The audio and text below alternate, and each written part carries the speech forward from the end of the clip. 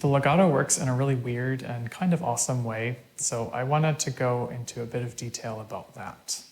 When you're changing notes, I mean, there's usually a bit of preparation for the note change. Like, you might do a bit of a crescendo or a diminuendo, or I don't know, just there's things that you do that help give that shift more meaning or something like that.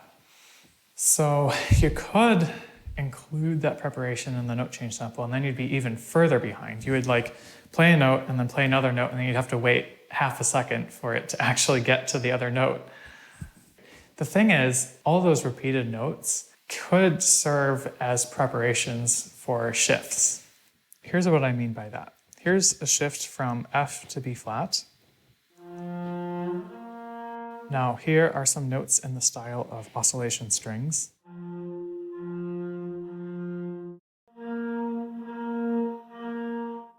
Listening to them side by side, you can hear how the shifts and the repeated notes really fit together like a glove. When you crossfade them, it almost sounds like one recording.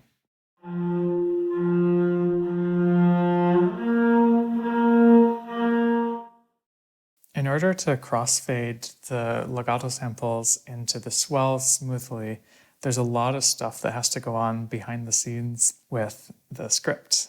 And it's pretty cool how it works, so I just wanted to go into a bit of detail about that. So first of all, just to backtrack a little bit, let's say you're not doing legato at all. If you play an A sharp, for instance, you would get this. And then let's say you play an F sharp, then you would get this. Okay, and then let's say you played an A sharp and then an F sharp, you would get this. Okay, now let's say you turned on legato, but you didn't turn on the legato samples quite yet. Then they would sync up. So this one would start partway in. And if you were to start the new note partway through a beat, however far you were from the beginning of the next beat is how long it would take for the new note to fade in. Next, let's add the note change samples. Let's say you added the new note partway through the second pulse, the second beat. However far you were from the next beat is how long it would take for it to fade in. And then once you do get to the next beat, then it plays the next note from there. And then of course this has to fade out, and there's a little bit of a fade there that the script has to do. And then next, volume-wise, if this is the same volume throughout, then, I mean, let's say you were to put it on the first beat or something, you can see it's a lot louder, and a lot louder than the swell, and so it would really stick out. So depending on which beat you add another note, this will be louder or softer. So like here, it'll be like this, and then each beat, it'll get a little bit louder. And then once it gets to the middle of the swell, it'll start using the loud legato samples. Okay, so Oscillation Strings is figuring out all that stuff with the crossfades.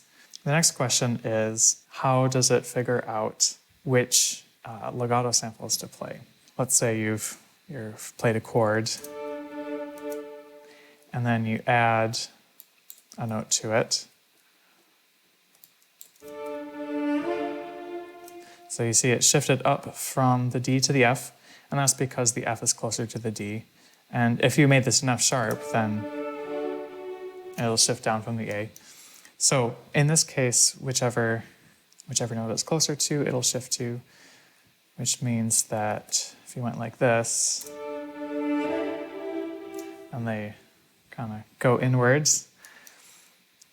Now, the thing is, if you add a note that's above the already played notes, then, well, this one is closer to this one, so it should shift down from there. But at the same time, it would be kind of nice if this went here and then this went here. Because otherwise, if the A is diverging downwards to here and up to there, and then the D isn't going anywhere, it just doesn't sound quite as good.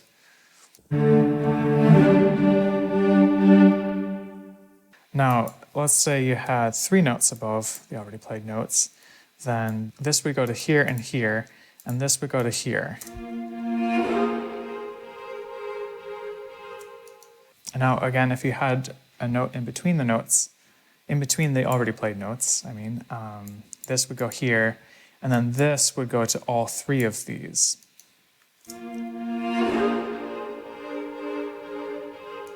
So that's how the voice leading gets decided.